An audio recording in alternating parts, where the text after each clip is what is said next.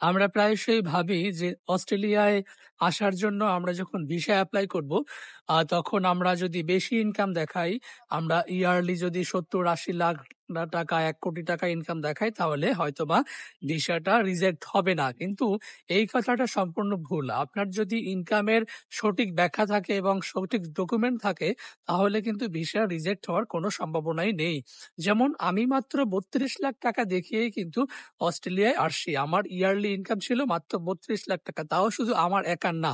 আমার শ্বশুর ছিল, আমার শাশুড়ি ছিল, আমার বাবা ছিল, আমার মা ছিল এবং আমার স্ত্রী এবং আমি। এই সবাই মিলে কিন্তু আমি ইয়ারলি ইনকাম দেখিয়েছি মাত্র ৩২ লাখ টাকা এবং এই ৩২ লাখ টাকা দেখিয়েই কিন্তু আমি অস্ট্রেলিয়ায় স্টুডেন্ট ভিসা নিয়ে আসছি। তো এই চিন্তাটা হচ্ছে অনেকের মাথায় থাকে যে আমরা হয়তো বেশি ইনকাম দেখালে ভিসা পাওয়ার নিশ্চয়তা তত বেড়ে যাবে। কিন্তু এটা আসলেই একদম সম্পূর্ণ ভুল কথা।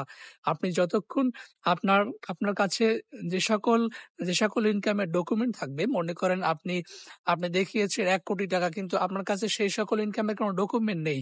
তাহলে কিন্তু আপনি সেই ডকুমেন্ট ছাড়া কিন্তু আপনি তখন সেটা দেখাতে পারবেন না। কারণ আপনাকে কিন্তু ট্যাক্সের কাগজপত্র এসে আপনাকে শো করতে হবে। যেমন আমার শ্বশুর কিন্তু সরকারি চাকরিজীবী ছিল।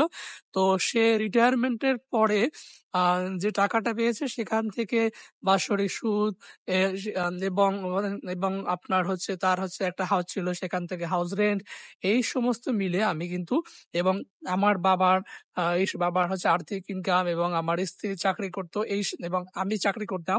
তো এইগুলো সবার ইনকাম মিলেই কিন্তু আমি আমার পুরোটা হিসাব দেখিয়েছি, যাতে করে মানে কোন ধরনের সমস্যা না না হয় এবং আমি আমার সকল ধরনের ট্যাক্স কাগজপত্র এসে দেখিয়েছি। যাতে করে এই সে কারণ আপনার হিসাব যতই আপনার যে সকল টাকাই থাকুক না কেন, প্রত্যেকটা কিন্তু পুঙ্খানুপুঙ্খভাবে আপনার ট্যাক্সের হিসাব দিয়ে সেটাকে আপনাকে সাবমিট করতে হবে। সুতরাং আপনি আপনি এটা ভাববেন না যে আপনার কাছে অনেক টাকা নেই, ১ কোটি টাকা, ৬০ লাখ টাকা, ৭০ লাখ টাকা আপনি দেখাতে পারবেন না। এটা কোনো ম্যাটার করে না। আমি যেমন মাত্র ৩২ লাখ টাকা বাৎসরিক ইনকাম দেখিয়ে অস্ট্রেলিয়া আসি, আপনিও চাইলে কিন্তু পারবেন। স্টুডেন্ট ভিসা নিয়ে অস্ট্রেলিয়া আসতে পারবেন। সুতরাং মানে এই টেনশন করবেন না যে আমার কাছে তো এত টাকা নেই। তো সুতরাং এটা নিয়েই কোনো ভাবনার কিছু নেই। এছাড়াও যেমন দেখেন, আপনি যদি ব্যাংক ব্যালেন্স দেখাতে চান যে আপনি একটা ফিক্সড ডিপোজিট অথবা আপনার হচ্ছে যদি এফডিআর দেখাতে চান, তাহলে কিন্তু বিভিন্ন ব্যাংক, যেমন আমিও কিন্তু হচ্ছে রূপালী ব্যাংকের মাধ্যমে দেখিয়েছিলাম। তো আপনি চাইলেই কিন্তু যেকোনো ব্যাংকের মাধ্যমে দেখাতে পারেন।